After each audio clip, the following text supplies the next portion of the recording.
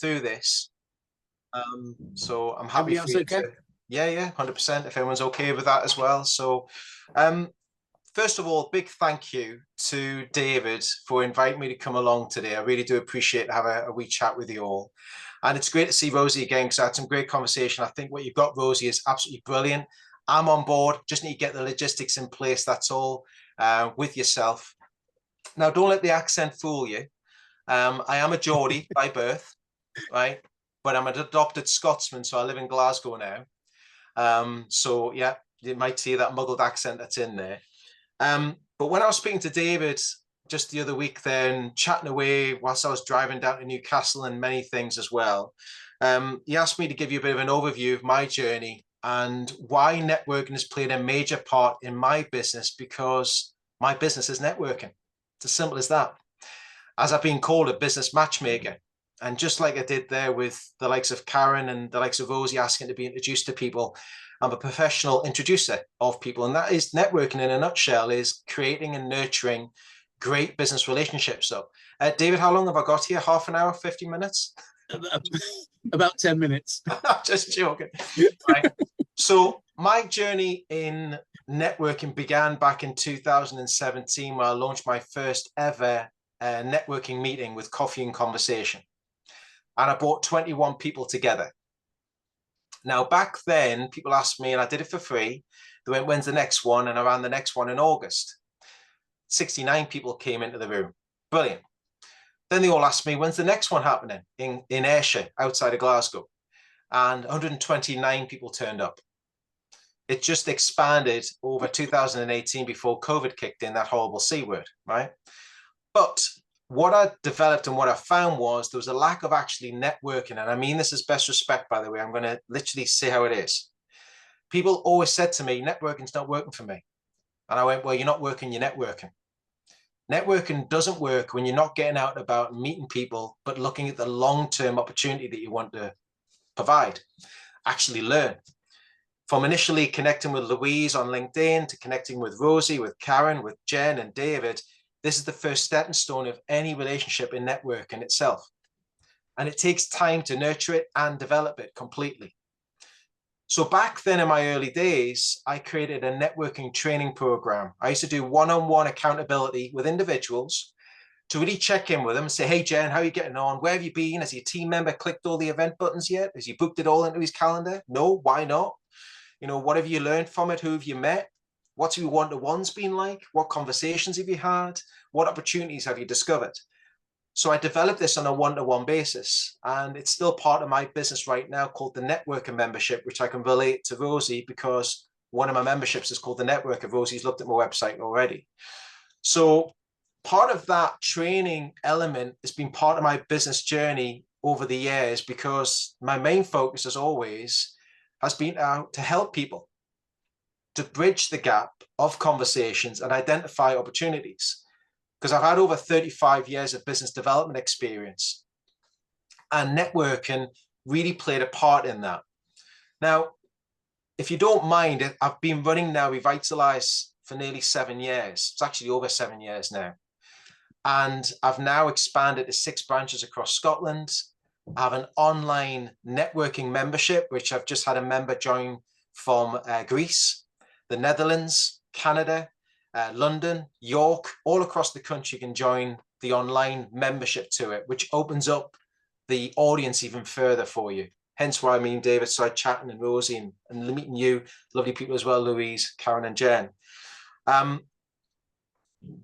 But again, with that development over the years and expanding that knowledge, the training element still stays part of it. So let me just really, I want you to take one thing away from my talk for 10 minutes. And I think I've got a few minutes left anyway.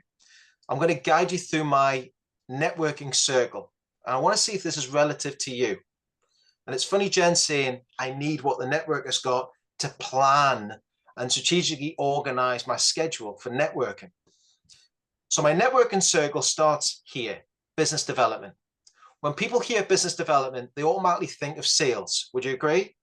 They hear business development, they go, oh, it's a sale. It's not a sale yet. And this is what I used to say to my sales team.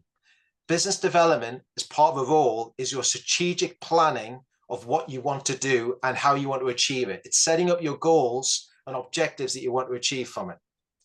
This is my networking circle. So you start with business development.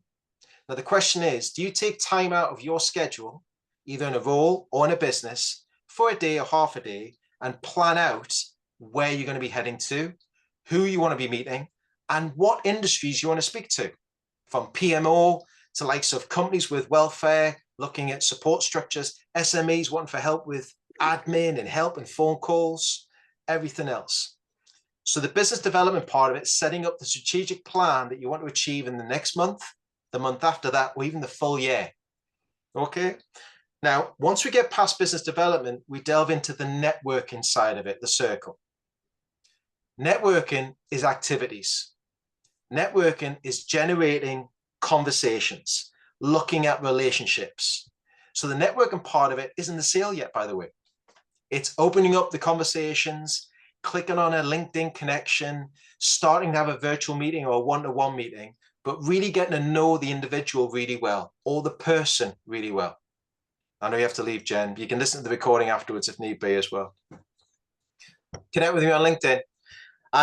So it's a relationship building. It's the networking side of it is the conversation. It's going out there and meeting people like we're doing now, online and in person. Once you get past the networking part of it, you then delve into the opportunity and lead. That's my third part of the circle. Now, the opportunity and the lead is actually when it gets into building up your pipeline and CRM from a basic perspective. The opportunity and the lead is when Rosie, for example, has messaged Louise, and Louise goes, "Thanks for the introduction, Rosie. Got this lead now. I make the phone call, I speak to Karen, and Karen's now chatting to Louise. The opportunity's been passed, and Rosie's done the networking part of it really well, but it's not a sale yet because Louise and Karen are still going to have that conversation. But it's a lead. She's looked at something that Louise has got, she's interested in it. It's now opening up even further. This is the stage before the sale. Now, when you get to that, that becomes a potential prospect, and that's the opportunity. It then delves into the sale. This is when Karen, I'm using both examples here, right? So when Karen says, I want to buy that product now, I'm happy to take that service. I'm happy to pay that money for the exhibiting hall, or I'm happy to take the product from a membership with David, or book a membership. That's a sale. It's transactional. A lot of people in networking, let me just stop here for a second, get the sale and move swiftly on to the next place. We've all seen that. There's two distinct areas of networking, the farmer and the hunter. Are you a farmer or are you a hunter? The farmer is where you want to be. You want to be planting the seeds, nurturing it, working the field, getting it working really well, and it produces for you time in and time again by giving you leads and referrals from those customers. And this is where a lot of people forget about. That sale comes about. You have to stick with that pipeline, that network that you're part of, where it came from, and nurture it and keep it building all the time as part of your pipeline sales driver, because it's relationships you're building. The final piece of the puzzle, when it comes full circle, is account management. And people in networking, and I'll be on my soapbox for this, I am standing up, by the way, right, is that they forget about the account management. Now, what I mean by the account management, Karen, for example, has gone through that full circle. She's getting that virtual assistant, actual client, the wanting to look after all the admin and the back office system. Brilliant. Now, here's the account management. Karen liaises with that client quite regularly, keeps in touch with them all the time, because they met them through networking. They still see them, still having conversations with them. This is where networking really works, is when that customer, that client, passes you on to somebody else, because you've delivered quality customer service and you've been impressed so much that you want to introduce them to even more services. Because I ask a lot of people, if you go back to 5 of your clients today and ask 5 of your clients, what do they know about you and who do they know that you want to speak to? And if they can't answer those 2 questions, you haven't done the right job with them. Yeah. And it's the same with Rosie, with the networker. You'll have great people coming on board with it, but it's asking those people on board, who else would you recommend for me to speak to? It becomes a networking sphere again. and then starts the business development, it starts the circle again. This is something I shared on my YouTube channel, Revitalized Networking, where I've done over 150 interviews on there. And I've also shared some of my network insights on there as well. So please subscribe to the channel. It's free to subscribe to it. And in my networking insights, I've got some of my things about target audience, and I talk a little bit about the networking circle now as well, just as reminders. But I wanted to share that with you all this afternoon, because I think a lot of people don't look at it that way from networking. And I've structured this in a way where it's easy to go step by step to make sure you're doing it properly. Now, if you don't mind me saying so, David, I've now produced my own networking mastery sessions online, which is one-on-one. I was about to invite you to give it a good plug, please. Oh, thanks, man. Thank you very much. So my networking mastery sessions are online. You can book a 1-hour call in with me to really review your target audience, your structure, your message, and put together your plan of action after the call with me. And it's online. So you can book that in. You can find more in the digital business card I've left in the chat area. So you can save that to your contacts or your home screen. It's a little mini website, gives you all the services that I do. But also as well, if you want to just have a discovery call with me, chat further, we can do that. And also, here's a thing for me, we've talked about companies before. If you've got a corporate client that's got more than 5 people in their sales team or 3 people in the sales team, I deliver the network and mastery sessions for sales teams as well online. Or I travel out to go and visit them and do it in person. And that's another conversation to have.